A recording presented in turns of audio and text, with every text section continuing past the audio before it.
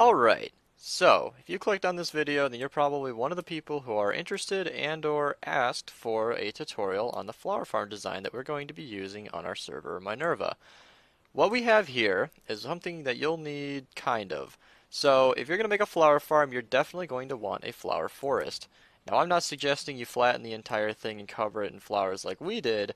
However, it does definitely help when finding a location. You can see that we've marked out all these different 13 by 13 areas with sea lanterns and redstone torches because these are optimal different areas for their specific flower type. The best of which, of course, being the poppy farm over here, where 100% of this area will be covered in poppies.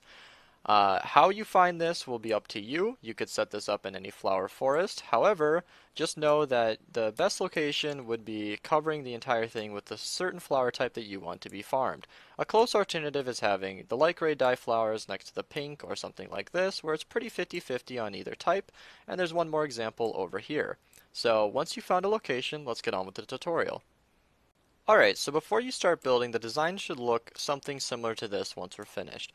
This is the 13 by 13 area that I was talking about. When bone meal is dispensed from a dispenser, it actually affects an area of 13 by 12, so keep that in mind. However, the 13 by 13 area will make this very convenient to build because we'll be using a 12 by 13 shifting floor platform that will be resting idle with one block open, so it'll cover a 13 by 13 area. So once you've found your area, find the corner block of where you'll be building your 13 by 13 square farm, and then build a 5 wide platform 3 blocks deep. Leave a gap for some minecarts, place redstone blocks to power the rails, and then proceed to go 8 more blocks to the other direction. So I've actually made a slight improvement from the other design where he used 5 different minecarts in a row. In this design we'll be using just 3. Alright, quick side note, this is after recording the end of the tutorial. However, I have realized in testing after the recording that these minecarts in the middle here, this was not clear in my original testing, but they are not actually fast enough to keep up with the other minecarts. That's totally fine, just go ahead and add 2 different minecarts spaced separately. However, the minecarts that are out here, this should be more than fast enough to keep up with the flowers and seeds because they are far less common on the outsides. I was just noticing that these minecarts towards the middle were actually backing up with items because they weren't able to distribute as fast as normal. But just make that quick change instead of what I'm saying in the tutorial. Place either iron bars or glass panes, making a corner just like so. Place a minecart off a rail, and then you can honestly just nudge it into the corner and then get it just into place. For this minecart, you just want to line it up against the same thing we did before, and then just send it flying off from a rail, and then that'll align it perfectly in the center for the middle cart. Now that we've cleaned up our mess, you're going to have to come up from the top, push a piston facing down. This is so you don't mess up the minecarts that you've just placed. Remove your building blocks, get these out of the way, and then go ahead and place a different colored block. I'll be using this for the tutorial just so you guys can see the difference. And this could of course be any block you want actually. So just power the pistons just like so, and then one more time to get these blocks placed in and covering the minecarts. Now you can clean up your scrap. And what this will do will mean that the minecarts going left and right over these will get sucked out from these minecarts below and distribute your flowers into dispensers below. Next, you want to add some solid blocks for the minecarts to bounce off of. This can be, once again, any solid block. Just add them on the back ends of this, just like so. And then you'll have something for the minecarts to bounce off of and a way to control them on and off. To control them on and off, you're actually going to have a row of powered rails leading into normal rails, which will actually connect to the rails around them. So just be sure to get some powered rails ready for them to connect to. And then depending on the orientation of your build, you can just build them in a straight line. I am facing west to east, so if you're building this north and south, you're going to have to do this a little bit differently, but there are plenty of tricks online on how to do that exactly the same as I'm doing here. So this farm is not directional. Alright, now that you've got that, simply copy this entire thing over one block, skip this middle block, but then build it over here with droppers instead of these blocks here because we'll need these later. And once you get the second one in place, it should look something similar to this. Okay, next let's get our dispenser for the bone meal input out of the way. So what you'll need to do is at the grass level here, one block down is where you'll actually be placing your dispenser. So from here you need to go 1, 2, 3 blocks, and then you'll probably have another block to place it against. Place 3 droppers facing up, just like so. And then with the dispenser also facing up, this will be going into the grass above. Next, you actually want to place hoppers facing into the middle dropper, and then one down here just to get to the bottom one. This is why we needed the droppers above. I'm not going to go into details, but this does reduce the lag of hoppers short of locking them. Next, let's place the pistons. So the area that you will be bone mealing is actually going to be 11 blocks wide, just like so. So one block out, so skip one block and then go out 2. This is where you'll be placing your pistons. This is going to be responsible for shifting your grass back and forth, and then stop just before you get to this normal rail. This will be the edge of our flower bone mealing area. And then the same on the other side. Skip one block, this is where the piston will go, something to place it against. And then you'll have a piston, and then just another row of 11 normal pistons. At the end, it should look something like this. Now that we've got our pistons in place, you can just go ahead and place all of the grass. Note that the only grass you're going to need to place up against the pistons are these far side, because that's the side it's going to default to. Remember to leave a gap at least one of the pistons. It does not matter at this point. Just go ahead and place all of your grass back into place. In fact, if you built this in a smart enough configuration, you might have built around the grass and not have had to remove it at all, but just make sure that there's grass covering. It's a good thing to mention that bone meal will not work on dirt, so if you don't build this with grass, just make sure the grass will spread eventually, because you will not be producing flowers on the blocks that aren't actually grass. And then it should look something like this. Alright, so this isn't really a time sensitive thing, but at any point you should at least add your 10 minecarts just so they're ready. Alright, now let's work on the input for the pistons. So you need any kind of solid block behind the pistons if you're trying to match a theme. Perhaps I can recommend grass. All it needs to do is have redstone dust on top so that when you power the dust, it powers the pistons. Pretty simple. To complete the wire, you're actually going to have to go 1 block down and then 2 blocks over. The redstone dust should look like so. Do this for either side. I'm not going to do it right now because I need to demonstrate how to power this. So just below the piston, you can go ahead, place a block. You'll need a redstone torch, place it under the grass, and then when you complete the circuit, the piston should push forward. I actually forgot a piston on this other side, so just go ahead and put that in if you follow this exactly.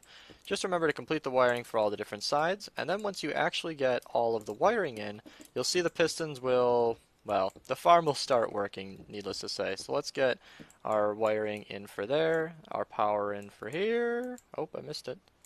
And then let's just complete some of the wirings back here, and then you get this kind of effect. So this is exactly what will be happening when your flower farm is running. You can just go ahead and cancel this by blocking the signal on here, and you can see the farm shuts off immediately. This will end up being our input. So to power the dispenser, you're actually going to have to come in from below. I'm going to use snow just so that we can see it, and just have a long line of wiring. You can even power the dispenser with a block if you want to save on using some dust. Bring it just under here, connect it just like so, and then you'll see that if we can go ahead and turn this farm back on, and then if we actually turn the farm on, update this piston, you can see that this should start clicking. It's quiet, but it's happening. Alright, so small mistake. It turns out I actually built my design 12 wide and this messed up the input. So if you made the same mistake, the dispenser should be centered in a 13 by 13 area. Just extend everything out by 1 block. It should look exactly the same as before. Now, if you've been building this and this has been shifting back and forth, or you've been having to shut it off in any weird ways, it's okay. That time is over. So just go ahead, start from where the wire comes to an end, add an observer facing up, and then do the exact same thing on the other side. We are only doing this for one side though, so yep, just keep that in mind. Add a piston with a block on its face, and then one more piston with a block on its face, and that should shut it down. You might have to update one of the pistons. I'm not entirely sure. It would appear as though this is messing up. Yep, there we go. So that was actually updating the piston, updating the observer, but now it should be just fine. I don't know why this is messing up. That's okay. We should be alright now. So, okay. Now, what you need to do to wire up these observers is to just place blocks below here, block below here. I want to keep these in sync. And then just replace these with rails and just connect them like so. and then the pistons should be even, and then once you power these, this should toggle it on and off. That is, of course, once you've updated the pistons on the other side. Now it should work just fine. Now, this is where the input for the farm is going to stay as far as the tutorial goes. If you're going to access this remotely, just remember that this is dual edge, meaning every time you power it, it turns it on, and as soon as you unpower it, it turns it off. So your input should be somewhere around this middle wire. Just remember that the signal can go out 8 blocks, so you have, 1 or 2 blocks of leniency. I think this will work just fine as well. So these basically are your 3 blocks. You can power these with a repeater or a dust or a torch. From any distance, wherever you want to go, just remember that this is your location for the entire farm. This is your input. Now to disable the minecarts on and off, that's a really easy wire. You just need one long line of redstone dust, and then to make it flush with the ground, this is what I chose to do. So just have a repeater on a couple ticks, and then just like so, torch on top.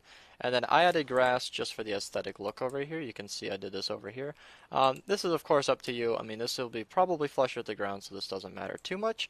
But, just something for you to look out for. In fact, this could even be just off. So as soon as you turn the farm on, the minecarts will then start moving.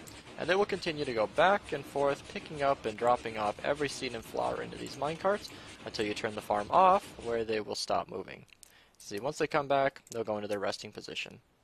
Alright, now to get the bone meal into the farm, you're actually going to want to locate this middle block here, because this will matter pretty soon. Just put some blocks out to the side, repeater, comparator, repeater, comparator. Comparator on the end needs to be on subtract mode. Complete the circuit just like that. Repeater next to the comparator, 3 pieces of dust, and then 1 dust on top. This should move any and all bone meal in the system right up to the dispenser. Which, if I'm completely honest, I'm not actually 100% sure how this updates the dispenser. But, wow, okay. Not gonna lie, this was only supposed to go up to the dropper, but this should cover everything. Now, to disable this on and off, it's going to be a little bit tricky, but we're going to want a piston to pull this block back and forth. So this will be our style of input, because we want this clock to be off when the system is off. Because as long as you have bone meal in here, this clock will be constantly running, which is good when you're farming, but when it's off, it's just unnecessary lag that doesn't need to be happening. So what we're going to do is wire up a way to turn this piston on and off using this wire right here. Alright, this wire is actually pretty simple. You're just going to want to take the block input from here, so when you power this, it'll power on the rail, and then just have an observer facing into a piston. And that means when you unpower these rails, it'll just pull the block back and forth with the farm. So if we can demonstrate that real quick, we'll turn the farm on, the minecarts will start moving, the pistons will start shifting, and if there is bone meal in the system, this circuit would start running. Oh, and now that we have bone meal, you can see the flowers are being produced. Alright, so with the hoppers branching out to the edge, I've just added a chest full of bone meal, and you can see the items are flowing into this dropper.